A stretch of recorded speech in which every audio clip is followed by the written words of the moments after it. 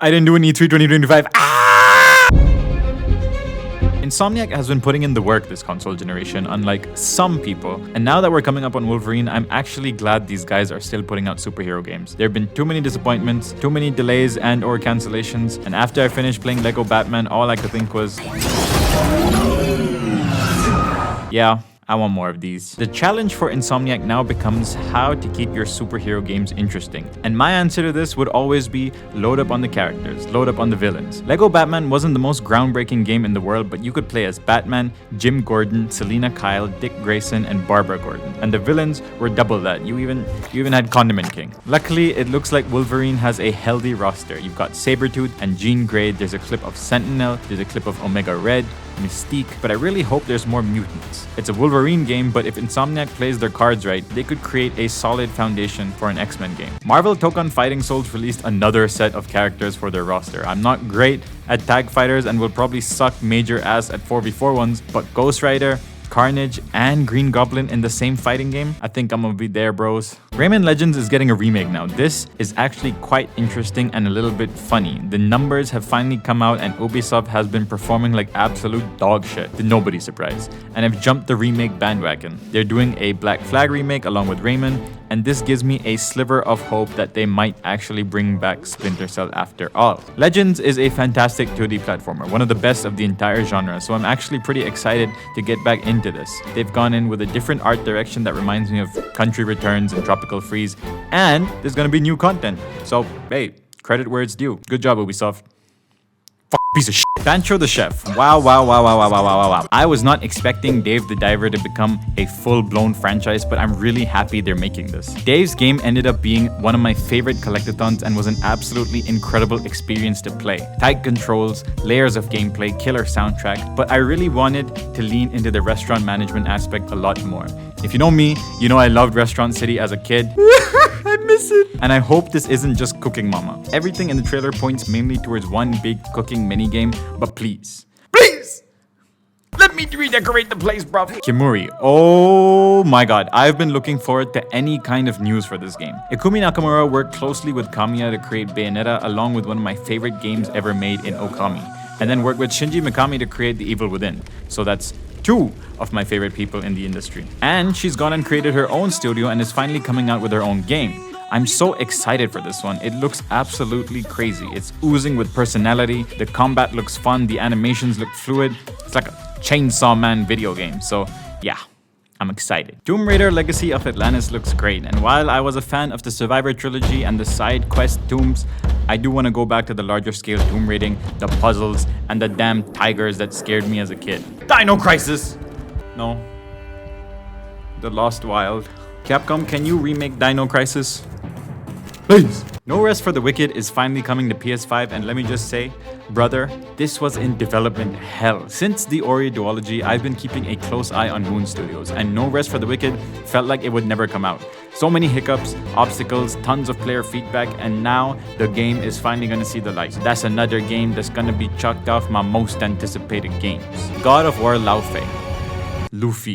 Monkey D. Luffy. Holy shit. Santa Monica have been on a hot streak with their last two games, and now that we're getting the Greek trilogy remade alongside a 2027 release for Faye, I am absolutely ready. But Ragnarok, in my opinion, although it was my runner-up for 2022's Game of the Year, suffered from some pacing problems. You see, 2018's God of War was a no-holds-barred slugfest, played out alongside a compelling tale of a father who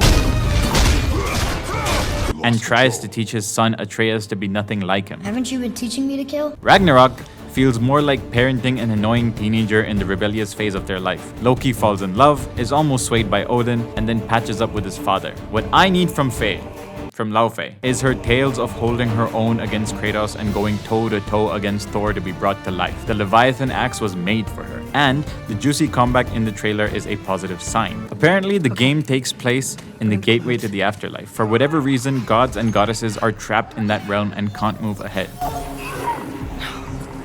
So, if Faye goes up against people who were murdered by Kratos and have a sinister grudge against him, this would be the game to shake things up again. Intergalactic the Heretic Prophet. Naughty Dog has kept us waiting for a long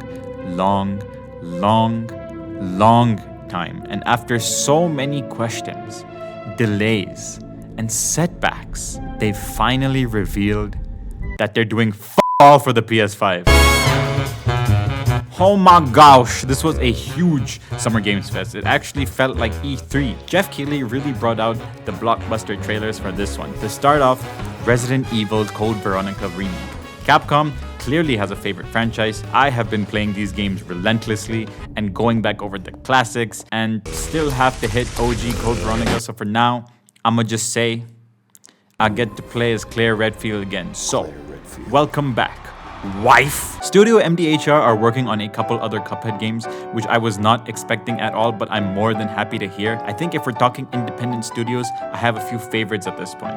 So as always, sign me up, broskies. Gen Atlas, now this was a bit of a shocker. Fumito Ueda is a bit of a cult legend and his latest project looks brilliant in concept, but I hope it's more on the Shadow of the Colossus side than the Last Guardian side. Also, you can tell this is an Ueda game when the trailer runs at 15 frames per second. Alien Isolation 2.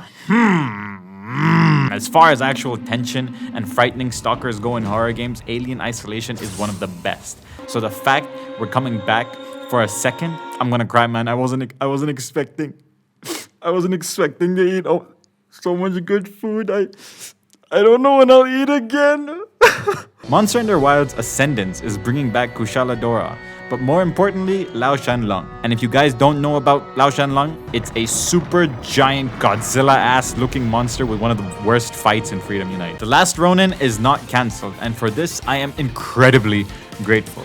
And I'm very patiently waiting for gameplay. I haven't played a Teenage Mutant Ninja Turtles game since TMNT and Battle Nexus on the PS2, so I'm desperate. I'm desperate to play this. Virtua Fighter 6. Street Fighter 6. Tifa is in Street Fighter 6. Tupac is alive. What a revelation. Final Fantasy VII revelation. Sephiroth? By his will, a star fell. Welcome to the Xbox Game Showcase. For the past 25 years, Xbox has delivered some of the greatest games of all time. I hate you. I hate everything about you. My Series S is a paperweight that I'll dust off to play Gears. And the only reason I watch this is because you guys had Persona 6. Other than that, 25 years of bullshit. Ocarina of Time remake.